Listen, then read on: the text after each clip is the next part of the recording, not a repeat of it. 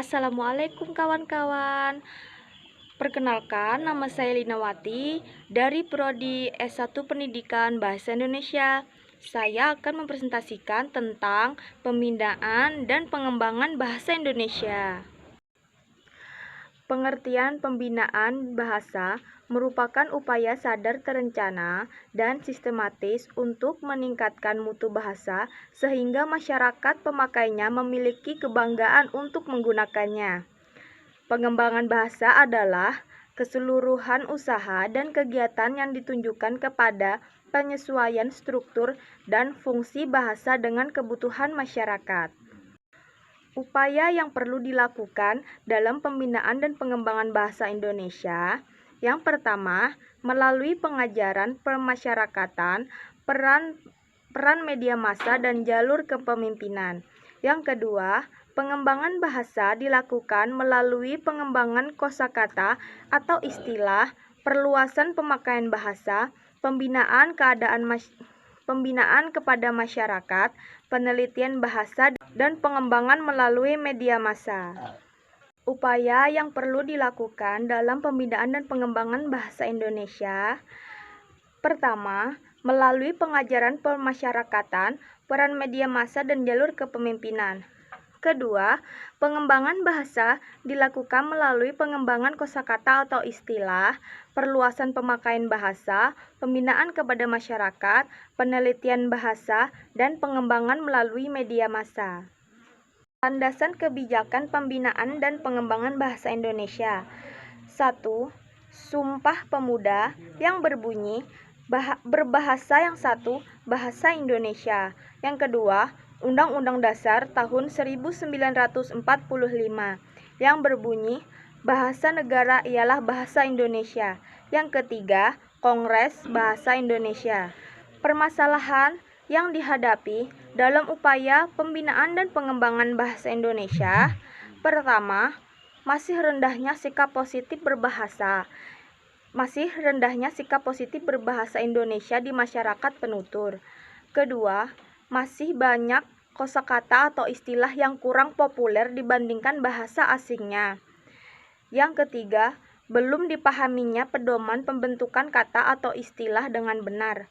Yang keempat, rendahnya kemahiran membaca. Kelima, belum memadainya prasarana dan sarana layanan kebahasaan di daerah. Solusi terhadap permasalahan yang dihadapi. Yang pertama, menyadarkan diri pemakai bahasa akan pentingnya memiliki sikap positif berbahasa Indonesia. Yang kedua, peningkatan penggunaan bahasa dengan baik dan benar di kalangan pejabat dan awak media massa. Yang ketiga, menghilangkan rasa malu dan enggan dalam menggunakan bahasa Indonesia yang baik dan benar. Yang keempat, peningkatan mutu sumber daya para pakar bahasa. Yang kelima, melakukan penyuluhan bahasa. Yang keenam, menjadikan lembaga pendidikan sebagai basis pembinaan bahasa. Kedudukan, fungsi, dan ragam bahasa Indonesia. 1. Kedudukan dan fungsi bahasa Indonesia sebagai bahasa nasional. A. Lambang kebanggaan nasional. B. Lambang identitas nasional. C. Alat pemersatu berbagai suku bangsa. D. Alat perhubungan antar budaya dan antar daerah. Yang kedua, kedudukan dan fungsi bahasa Indonesia sebagai bahasa negara. A. Sebagai bahasa resmi kenegaraan. B. Sebagai bahasa pengantar dalam dunia pendidikan. C. Sebagai bahasa perhubungan tingkat nasional untuk perencanaan dan pelaksanaan pembangunan nasional dan kepentingan pemerintah. D. Sebagai bahan pengembangan kebudayaan, ilmu pengetahuan, dan teknologi. Kegiatan pembinaan dan pengembangan bahasa Indonesia. 1. Kegiatan pengolahan persoalan kebahasaan. A. Pemantapan kedudukan dan fungsi bahasa Indonesia. B. Kegiatan pembakuan bahasa Indonesia. C. Kegiatan penumbuhan sikap positif terhadap bahasa Indonesia. Kegiatan penumbuhan sikap positif terhadap bahasa Indonesia. Yang pertama, bidang kebahasaan meliputi pertemuan kebahasaan, lomba kebahasaan, penyuluhan kebahasaan. Kedua, kegiatan kesusastraan meliputi diskusi sastra di kalangan siswa, pertemuan sastrawan dengan siswa, festival pementasan sastra, pameran sastra, dan apresiasi sastra. D. Kegiatan Kongres Bahasa Indonesia. E. Peningkatan mutu sumber daya para ahli bahasa.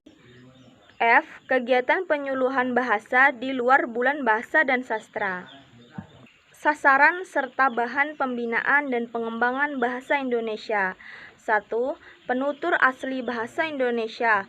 2. Bukan penutur asli bahasa Indonesia. 3. Orang yang masih bersekolah. 4. Orang yang tidak bersekolah. 5. Guru di berbagai tingkat sekolah. 6. Kalangan penggiat komunikasi media massa. 7. Kalangan khalayak bidang industri, perniagaan, penerbit, dan perpustakaan. 8. Kalangan karyawan instansi pemerintah dan swasta. 9. Kalangan pengelola agama dan kepercayaan. Fungsi pengembangan bahasa Indonesia.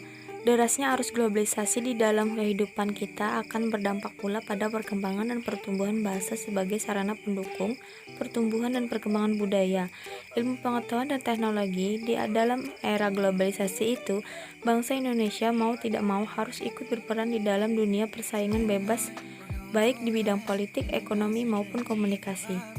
Konsep-konsep dan istilah baru dalam pertumbuhan dan perkembangan ilmu pengetahuan dan teknologi secara tidak langsung memperkaya khasanah bahasa Indonesia. Dengan demikian, semua produk budaya akan tumbuh dan berkembang pula sesuai dengan pertumbuhan dan perkembangan ilmu pengetahuan dan teknologi itu, termasuk bahasa Indonesia, yang dalam itu sekaligus berperan sebagai prasarana berpikir dan sarana pendukung pertumbuhan dan perkembangan iptek itu. Upaya yang dapat digunakan untuk pengembangan bahasa Indonesia antara lain: 1. Perluasan pemakaian bahasa. Perluasan pemakaian bahasa adalah salah satu cara efektif pada pengembangan suatu bahasa.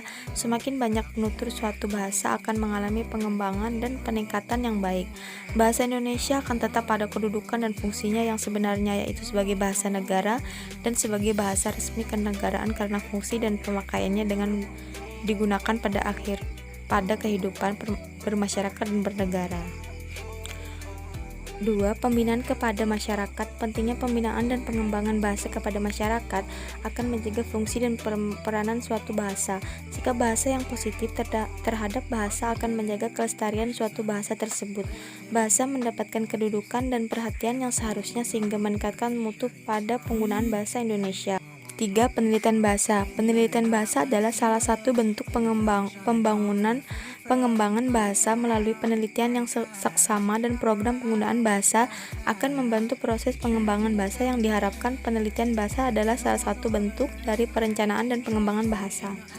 4. Pengembangan bahasa melalui media massa. Media massa setiap hari mengunjungi masyarakat dengan menggunakan sarana bahasa Indonesia. Oleh karena itu, media massa memiliki fungsi yang amat strategis dalam upaya pengembangan ataupun pembinaan bahasa. Jadi, sampai sini presentasi saya tentang pembinaan dan pengembangan bahasa Indonesia. Wassalamualaikum warahmatullahi wabarakatuh.